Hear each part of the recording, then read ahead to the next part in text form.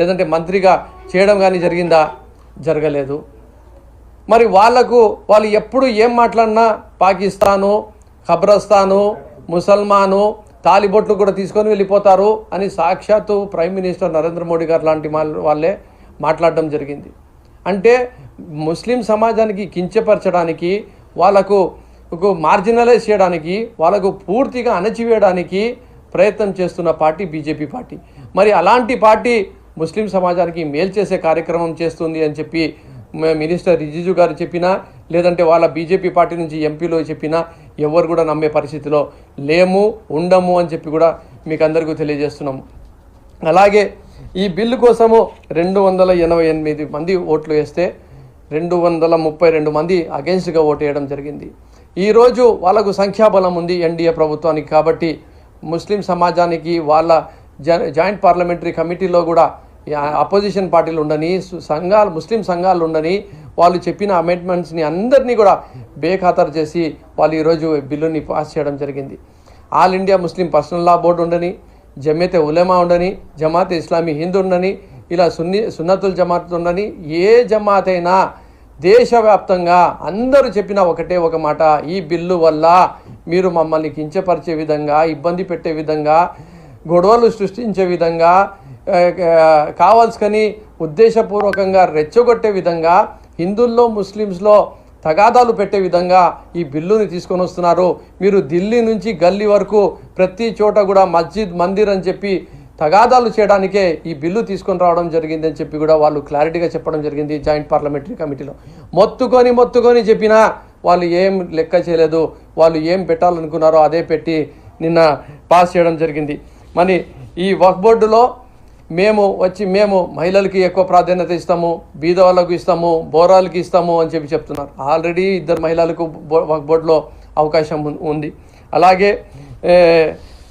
ఈ బిల్లుని తీసుకురావడానికి ముఖ్య కారణం ఏమి అంటే రిజిజు గారు మాటల్లోనే మనం అర్థం చేసుకోగలుగుతాము. మిలిటరీ దగ్గర ఎక్కువ స్థలం ఉంది, రైల్వేస్ దగ్గర ఎక్కువ భూమి ఉంది, దాని తర్వాత వక్ఫ్ బోర్డు దగ్గర ఉంది.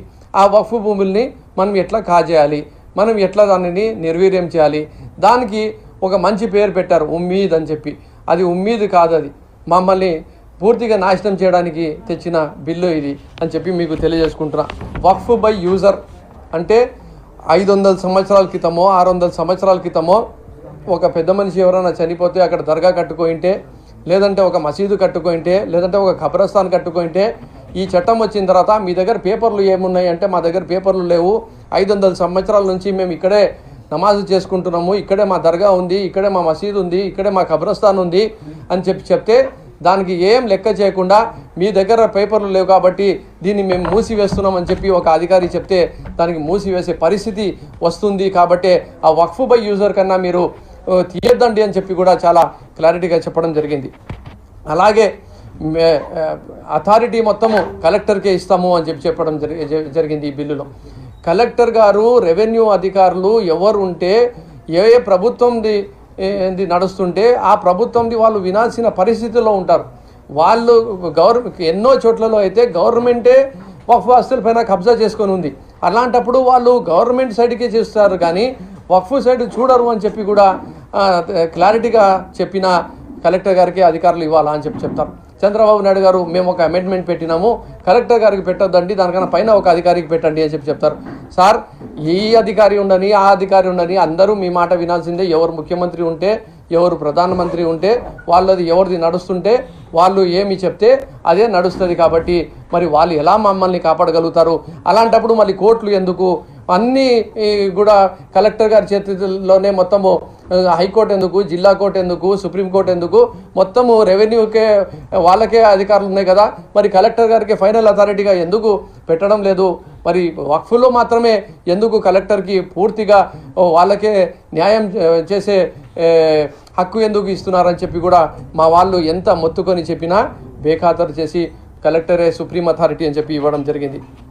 అలాగే వక్ఫ్ ప్రాపర్టీని సెంట్రల్ డేటాబేస్లో 6 నెలల లోపల ఎక్కియకపోతే మళ్ళీ మనము ఈ వాళ్ళకి అసలు హక్కు ఉండదు వక్ఫ్ ప్రాపర్టీ అని చెప్పి, ఈ నిబంధన వాళ్ళకు ఏమి ఉండవు, చట్టాలు వర్తించవు అని చెప్పే విధంగా కూడా ఈ చట్టంలో చెప్పడం జరుగుతుంది.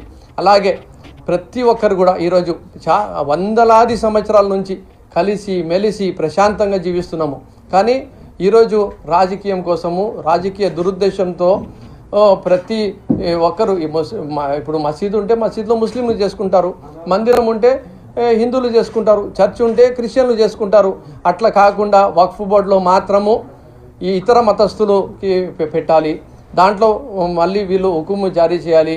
దాంట్లో వీళ్ళు నామినేటెడ్ చేసిన వాళ్ళకే పెట్టుకుంటారు. ఆ వక్ఫ్ చైర్మన్ నామినేటెడ్ పర్సనే ఉంటారు. ఎక్కడైతే బీజేపీ పాలిత రాష్ట్రాలు ఉంటాయో లేదంటే ముస్లిం సమాజం పైన వ్యతిరేకంగా ఉండే వాళ్ళు ఉంటారో వాళ్ళు ఈ బోర్డులలో వచ్చిన తర్వాత లేదంటే వాళ్ళ చైర్మన్లకి వచ్చిన తర్వాత లేదంటే ఇతర మతస్థులు వస్తే ఈ ప్రాపర్టీల్ని అన్యక్రాంతం చేయడమే తప్ప వీళ్ళు న్యాయం చేస్తారు అని చెప్పి ఎవరైనా నమ్ముతారా అని చెప్పి కూడా నేను చాలా సూటుగా అడుగుతున్నా. అలాగే ఈరోజు వక్ఫ్ ట్రిబ్యునల్ ఉండి అలాగే నేషనల్ ఎన్జిటి ట్రిబ్యునల్స్ ఉన్నాయి, రైల్వేస్కి ట్రిబ్యునల్స్ ఉన్నాయి, చాలా ట్రిబ్యునల్స్ ఉన్నాయి. ట్రిబ్యునల్స్లో అయిపోయిన తర్వాత కూడా హైకోర్టుకు పోవచ్చు, సుప్రీంకోర్టుకు పోవచ్చు.